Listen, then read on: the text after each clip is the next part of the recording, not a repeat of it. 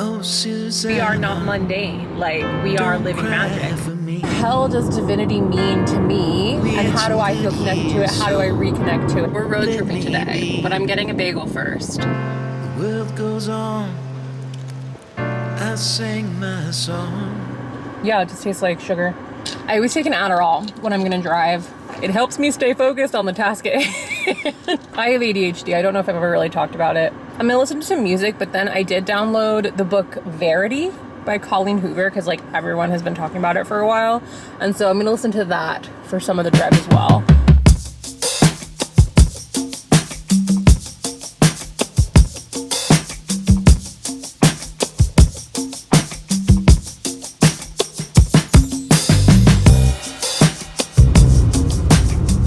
I've driven the Salt Lake City area from Boise a few times. This is my second time driving specifically to see Lucy Dacus. I love road trips. Road trips are my preferred form of travel. Gas is really expensive right now, so like I totally recognize it's not the most affordable route, maybe. I don't really know. If you've ever been on a road trip, you know how good a car conversation is. Like, I just feel like you get into the fucking like nitty gritty of people in the car. I posted something on my Instagram, my story, just about how like I've been feeling really reconnected to like my personal divinity. Got a lot of questions just about like what that means, especially for like non-religious folk. Just like, yeah, what the hell does divinity mean to me, and how do I feel connected to it? How do I reconnect to it? I was raised religiously Jewish for a little bit, but not super any kind of religion really growing up. And so I always had kind of like a fractured relationship with religion and spirituality and God, but I always really longed for it. And that's why I think yoga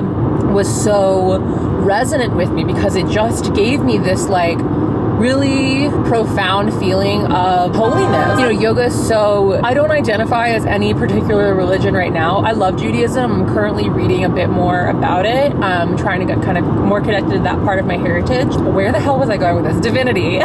During the training, I was introduced to a lot of Eastern spiritual concepts. One that really stuck with me is the concept, it's like a Hindu idea, concept. I don't quite know what to call it. I'm sorry. I'm like lacking the verbiage. But Atman and Brahman, which is like ocean and the drop. So like this universal consciousness all around us, surrounding us in everything, and also in us. So like the ocean surrounds us, but there's also a drop of that ocean within us. When I heard that, it just really like connected with me in a way, and I was like, oh, like I am also God. Like God is in me. I am created of God. God is all around me. And I say God, and like if that makes you uncomfortable, I'm sorry. Like that's like the word I use, but like whatever the word is for like this energy, this consciousness around us, I was feeling really connected to it. And I wasn't just feeling connected to like my inner God or my inner divinity. I was also feeling connected to all of it around me. I had a friend ask me after my teacher training, he was like, you seem really like good. He's like, you usually seem kind of sad. You seem really good. Like, what's up? And I just remember saying like, I have like recognized that God is in everything and everyone. And even if that person hasn't realized their inner divinity, I see it. I can see that within them. And I feel happier because of that. And I felt more compassionate and just more graceful and more loving. I held on to that and I felt connected to it for a while. And then I lost it. I think with life changing and moving to Seattle, things shifted, the pandemic, everything that's happened in the last few years, I felt really disconnected from it. And I'm just coming back to it. I'm just remembering that I am God, that God is in me, that God is in you, that God is in everything. And I think a big reason I'm feeling reconnected to it is because I am actively reconnecting to my teachers, my teachings, my practices, which have felt hard to connect to. I think I lost it a little bit as I was doing my bachelor's and my master's. My camera got too hot and it's been like an hour. I don't remember what I was talking about. as I've been reconnecting to my practices in like very intentional ways. Yoga is a huge part of my life, huge part of my practice, and I would say it's like kind of the bedrock of my spirituality, and I view everything through that lens. Also, there is this, I think, like overall concept of spirituality that I really connect with. Currently, I'm finishing up a somatics course led by Prentice Hemphill, who, if you're unfamiliar with Prentice's work, they are incredible. Working through the somatics course that I've had for months and I just have not had the bandwidth for it, I recently just started Institute of Radical Permission, which is like this beautiful child of Sonia Renee Taylor and Adrienne Marie Brown. The Institute of Radical Permission has been so wonderful so far. We've been talking about so many of the things that are just really bringing me back to what I would consider the core of myself. Those two are huge, and the book, This Here Flesh, feels essential to me right now. So many of the ideas that are discussed in the book, in this course, I feel like ideas that I've had, not that like I thought of them, but like ideas that like have been presented to me that I've had for a while, and the language and the words and the concept of it are being so reaffirmed and fleshed out by these courses, by this book. Feeling really grateful for that. Elizabeth Gilbert, she wrote Eat, Pray, Love, which I really do love, but her book Big Magic was honestly way more impactful for me. I feel like listening to Elizabeth Gilbert's talk on Glennon Doyle's podcast really hit something for me. She is such a beautiful writer, and she has, I think, such an interesting but digestible way of presenting kind of like heady things. She was just talking about like kind of being an instrument of God, the consciousness, the universe, in a way where it's like, me, I am this person, I am overwhelmed. I don't feel like I can give this speech, write this thing, do this work today. And Elizabeth was just saying that she talks to God just saying, let me do this for you. Like, let me write for you. Let me do these things. Like, she is the vessel for God, for divinity. And I was just like, damn, that's cool. Like, that's really cool. There's so much beauty in this world. And on my Instagram, people said like, what is your divinity? You know, how do you feel connected to the divine? And like I mentioned earlier, like, I am divine. I know. My camera died. I just wanted to finish my thought. I know what I hold.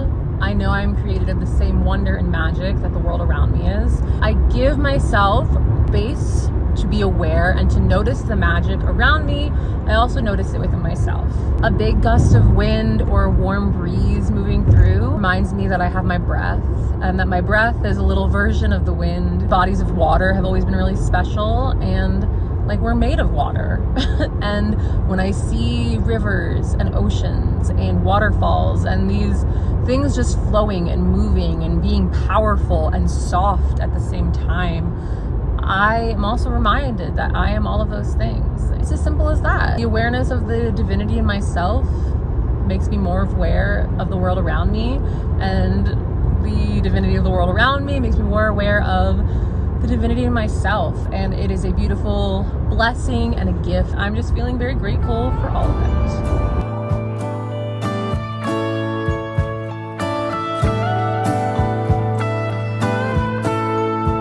The next day, but I'm heading home.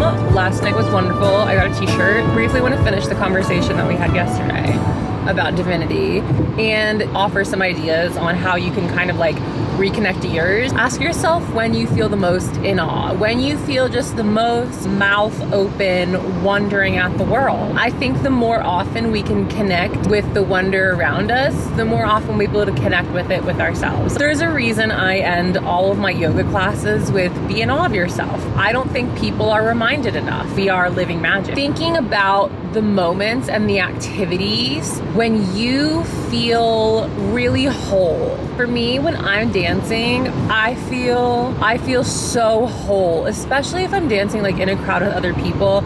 I just feel so connected. I feel like a godly creature, you know, that I am. I just feel divine. I feel very femme, very sensual, very like creator. I feel the home of creation. Taking time to consider like when you feel in awe, when you feel connected, and how you can connect those kind of bigger moments to more daily rituals. I know I feel just completely in awe, in wonder, connected, whole when I'm in the ocean. And so like, what are daily rituals that help connect me to those feelings so I can just kind of be with them and like almost kind of bottle them. Like, it's part of the reason I love showering. I love showering because I just love the feeling of like water all around me and running down my body. And it's a very like whole feeling for me.